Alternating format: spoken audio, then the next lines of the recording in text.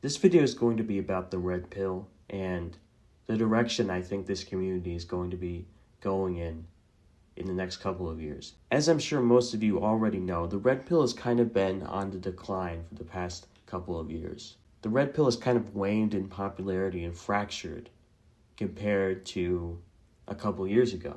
Being red pill isn't as cool as it once was. Not that it was ever considered cool by broader mainstream society, but this kind of content is increasingly seen as cringe by both normies and mainstream society, as well as the broader Manosphere community. Here's the current state of the Manosphere. Black pill content has grown rapidly. So I'm sure most of you are already aware of this. The black pill has grown exponentially within the past year or so, or the past couple of years. A lot of you have already noticed this. The black pill has grown rapidly within the past year, like exponentially. You see way more black pill content on social media than you did even a year ago. And you could also say that the looks maxing thing kind of blew up on social media a few years ago. You see not just looks maxing and that whole thing being mainstream. You're seeing everything that has to do with the black pill exploding in popularity and becoming almost common knowledge at this point.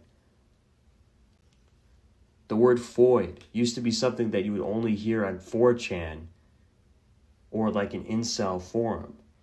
But nowadays, you'll see foid put in pretty much any social media app or website. You'll see that posted. You'll see the word foid, or you'll see people talking openly about HTNs, LTNs, MTNs, LTBs, HTBs, MTBs, stuff like that. Just like all this black pill, PSL terminology is just going mainstream. And black pillars are propagandizing on any social media platform that will allow it.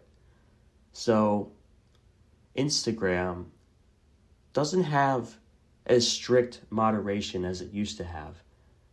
You know, it's not as free as X/Twitter is. It doesn't have as much free speech as X does, but you can say some pretty edgy stuff on Instagram nowadays. And that's where a lot of this content is spreading. I'm pretty sure TikTok is one of the only apps that has maintained its extremely strict moderation from a couple of years ago, where on TikTok, like, you can't really post anything that's like, you know, not politically correct, especially if it's anti-feminist or like red pill or black pill. But yeah, black pillars are propagandizing on Instagram, X, YouTube to some extent, though YouTube is probably a bit more strict about that kind of stuff than X or Instagram are. So it's going to be mainly Instagram and X where you're seeing the black pill spread. You know, and these are mainstream social media platforms. That's the thing. If you were to tell me like 5 years ago that black pill stuff was circulating on Twitter or Instagram, I would have laughed in your face.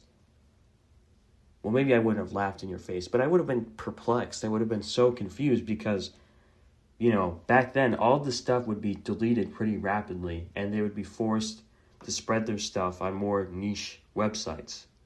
But nowadays, black pillars are propagandizing pretty much as they please on some of these mainstream platforms.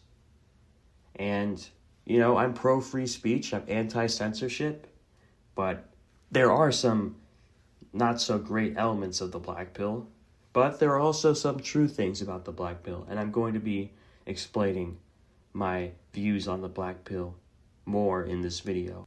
And meanwhile, red pill reached its peak in the early 2020s and was also big in the 2010s. So red pill probably reached its peak around 2022, 2023 with this guy right here, Andrew Tate, as well as Fresh and Fit, Myron Gaines, It reached its peak with that sort of era. And Rollo Tomasi, this guy right here, was largely responsible for, I guess, kind of codifying the elements of the red pill with his book, The Rational Male. Though he isn't or wasn't as mainstream and popular as Tate or Myron Gaines or Fresh and Fit were. But there was a big red pill explosion around 2022 that kind of coincided with the explosion of Tate. He was at one point the most Googled man in the world. So PUA, which could broadly be considered red pill, dominated in the 2000s. So PUA stands for pickup artistry, and the sort of PUA movement gave way to the red pill proper movement. So red pill has been on a steady decline since around 2022 to 2023, and much of what was once gender and dating dynamics in the red pill space has been subsumed by politics. So red pill has become increasingly political. When it started, it wasn't particularly political. I mean, it had some political elements in there, but it wasn't like you had to be on the right and have certain positions and opinions around Russia and Ukraine and Israel or Joe Biden in order to be considered red pill. So here's the history of the Manosphere. I would put the history of the Manosphere into 3 distinct eras. So in the 2000s, we have what I would call the primitive red pill. So this era was defined by PUA SOSWA, which was a website where a lot of early red pill ideas really circulated. The Mystery Method, that's a reference to Mystery, who was probably the most influential PUA of all time. He's still around, of course, and RSD. Ultimately, the PUA is red pill because it exposes the more shallow aspects of dating and how to manipulate women. And I don't think manipulation is necessarily bad. There are certainly bad and malignant forms of manipulation, but inherently, manipulation is extremely common in dating, and PUA just formalizes it and makes it more useful. So I don't think that really condemns the PUA community when I say the word manipulate, because I view it as a pretty neutral term in this context.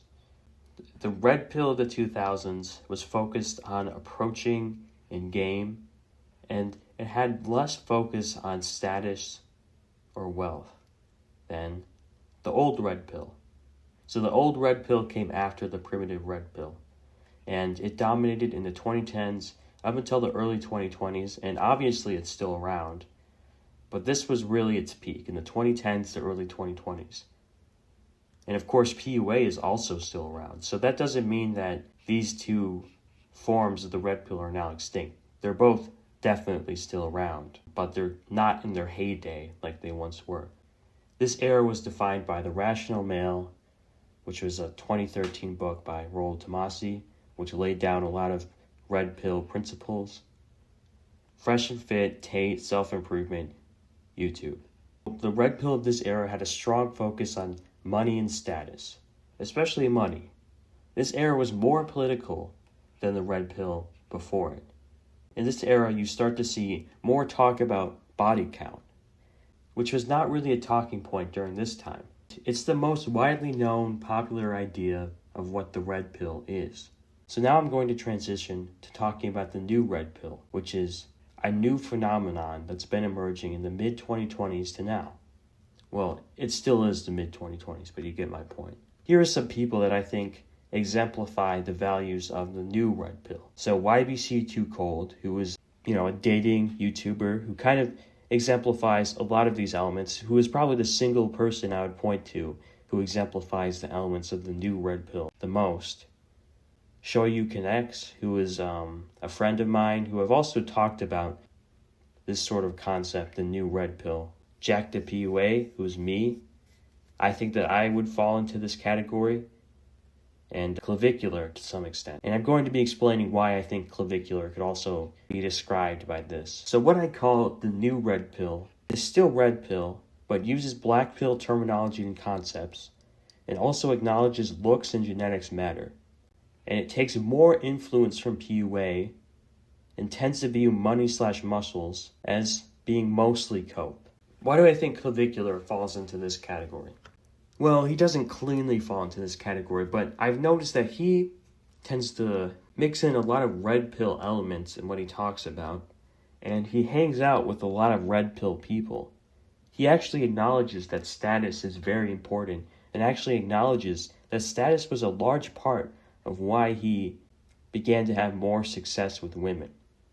And I think Clavicular was probably the first mainstream black pillar to kind of interact with these massive red pill guys and spread his ideas among them.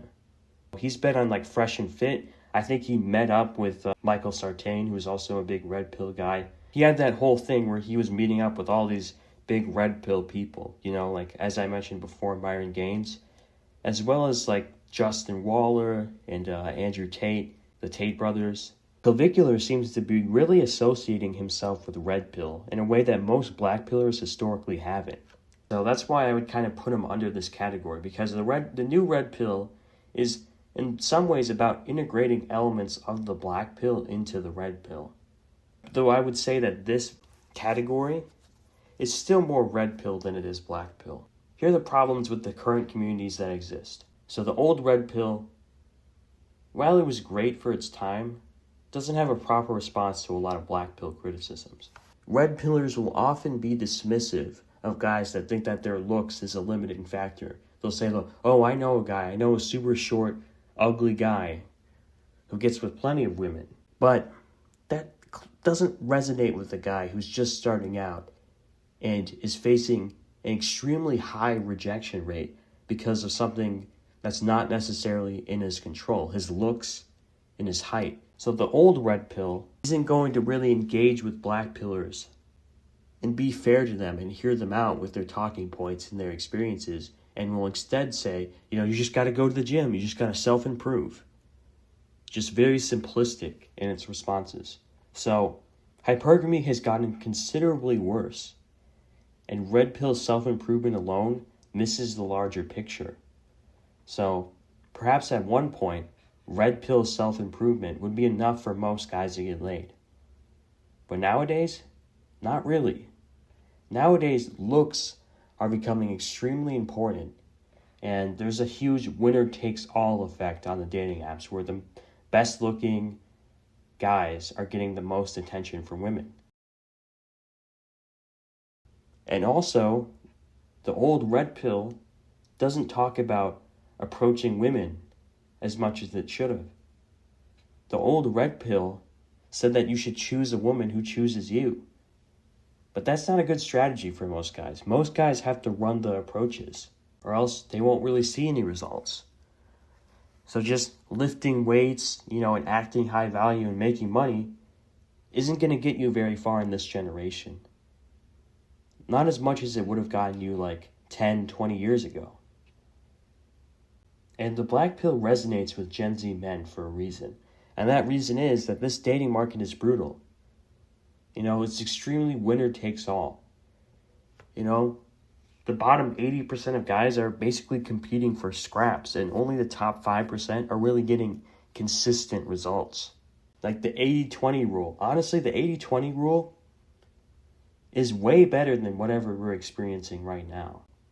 The 80-20 rule is old news. Now it's more like the 95-5 rule. But still, the black pill also has flaws, arguably even more than even the worst version of the red pill. So the black pill is doomeristic more often than not, fatalistic, it denies agency, and it makes a lot of guys think it's over for them when it actually isn't. So I'm definitely not pro black pill. And the problems with the black pill, objectively, looks and genetics aren't all that matter, obviously, and they aren't even the vast majority of what matters, because other things matter massively. Status, game, and exposure are all crucial. So here's my prediction for the future. In order for red pill to survive, it needs to improve its messaging. So black pill is currently resonating with Gen Z men so strongly because the dating scene is so competitive that the old, red pill, like money and muscles advice isn't sufficient for most guys. So imagine if you're just like your average Gen Z guy who's struggling. Chances are you're already going to the gym because the gym has become incredibly popular among Gen Z men. And imagine you go to a red pill channel. They're just saying, just got to work on your muscles and you got to get money, So like you're already in college, you're already trying to make money and you're already lifting weights, and they're just like, you just got to try harder. You got to lift weights harder and you got to make money harder. That's not going to resonate with you. If all you need to do to get laid was just make money and be jacked, then most guys would have already done that. But we know that that's not sufficient anymore. That's not going to get you to where you need to be in order to have success with women. In order for the red pill to survive, it can present what are fundamentally red pill ideas using black pill terminology, while also making concessions on fundamental black pill principles. So some concessions that we as red pillers, and I would identify as being mostly red pill, should make to black pillers are that looks and genetics definitely matter. They matter massively, and they might even be the most important thing, but other things also matter massively. And I already present a lot of my content using black pill terminology because I think that a lot of their terminology is objectively useful. But it's also because, I know a lot of black pillars and I watch actually a lot of black pill content. So I've naturally absorbed some of that language. And I used it because I know that a lot of people who watch my videos will have found me through black pill creators, and that sort of language will resonate with them. And here's a hot take. I think the pure red pill and the pure black pill will both become increasingly unpopular, and the spaces will begin to overlap more and more until there isn't a clear distinction. So, like I said before, you're already starting to see this happen with Clavicular. So he's making the rounds with the red pill community, and red pillars are kind of, inviting him in with open arms because he has a lot of clout, but also because I think that he isn't a radical black pillar. I think that he has more red pill in him than a lot of people are going to acknowledge. So, from what I've already seen, it seems extremely likely that the pure red pill and the pure black pill will still exist. Well, not still exist, but will be as popular as they are now in, say, 5 years. I think there will begin to be an overlap between these two communities. And I think that the black pill terminology will kind of take over because it's more memey. The red pill stuff is kind of old, outdated. So thanks for watching, everyone. I just wanted to give a prediction around the future of the red pill. Thanks so much for watching, and goodbye.